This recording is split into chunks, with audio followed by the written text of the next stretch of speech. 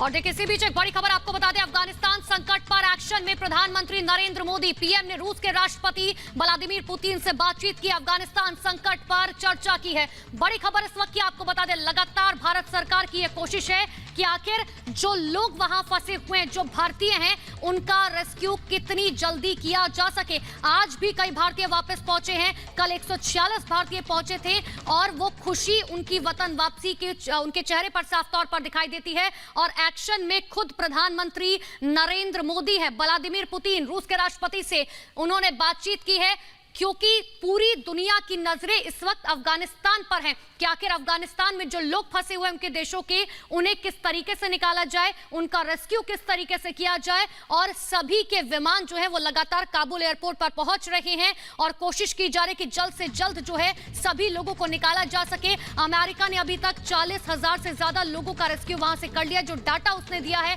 और इसी बीच भारत की तरफ से भी लगातार कोशिशें जारी हैं। रोज विमान जो है, इसी खबर पर और ज्यादा बातचीत के लिए हमारे senior executive editor Aishwarya Kapoor हमारे साथ फोन लाइन पर जुड़ चुके हैं। ऐश्वर्या, हम लगातार देख रहे हैं सभी देश जो है अपनी तरफ से कोशिश कर रहे हैं और इसी बीच प्रधानमंत्री नरेंद्र मोदी ने रूस के राष्ट्रपति से बात की। जी देखिए, ये एक बहुत ही बड़ा डेवलपमेंट है, क्योंकि हमें समझना पड़ेगा कि जिस तरह से अफगानिस्तान में पिछले 24 से 36 घंटे के अंदर सिचुएशन डेवलप हो रही है और तालिबान का जो एक बढ़ता हुआ इन्फ्लुएंस है, जिसकी वजह से वहां के आम लोगों को अब बहुत ज्यादा दिक्कत होने लगी है, उसके चलते प्रधानमंत्री ने सीधा रशियन प्रेसिडेंट व्लादिमीर पुतिन से बात की है। और ये इसलिए ज्यादा महत्वपूर्ण है क्योंकि रूस का जो डायरेक्ट इम्पैक्ट है और जो डायरेक्ट इन्वॉल्वमेंट है अफगानिस्तान में वो बेहद ही महत्वपूर्ण है। और इसके चलते जो भी फाइनल डिसीजन रशियन प्रेसिडेंट लेंगे, उसका एक सीधा असर तालिबान पर पड़ेगा और साथ ही साथ उनका जो सपोर्ट इस समय पंजशीर में है, क्योंकि जिस तरह से तुर्कमेनिस्तान से और फिर ताजिकिस्तान से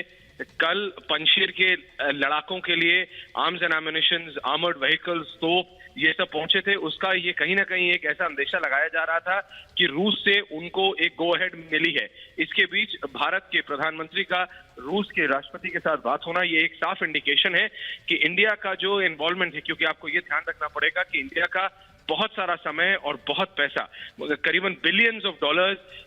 अफगानिस्तान में लगा हुआ था। चाहे आप अफगानिस्तान की पार्लियामेंट की बात करें, चाहे आप अफगानिस्तान के प्रेसिडेंशियल पैलेस की बात करें, जिस सब पर अब पूरी तरह कब्जा तालिबान कर चुका है। इस सब के बीच अगर भारत के प्रधानमंत्री ने रूस के राष्ट्रपति से 45 मिनट अफगानिस्तान और ये जो डेवलपिंग सिचुएशन है इसमें बात की, क्योंकि जिस तरह से आज खबर आई कि पहले ये प्लेन हाईजैक हुआ है, फिर आया कि नहीं वो प्लेन वापस पहुंच गया है। अगर इस तरह की सिचुएशन, जिसे कहा जाता है it's a very developing situation, और अगर इस तरह के इंसिडेंट और ज्यादा हुए अफगानिस्तान और फिर अफगानिस्तान के आसपास, तो इसके चलते पूरा का पूरा रीजन डायरेक्टली इम्पैक्ट होता है। और इसीलिए बहुत ज्यादा महत्वपूर्ण है कि सिचुएशन को कंट्रोल में रखा जाए, लॉ एंड ऑर्डर मेंटेन रहे, क्योंकि अगर अफगानिस्तान में तालिबान जैसे टेररिस्ट एलिमेंट्स अगर एक्टिव रहेंगे और अगर उनको इतनी अथॉरिटी रहेगी कि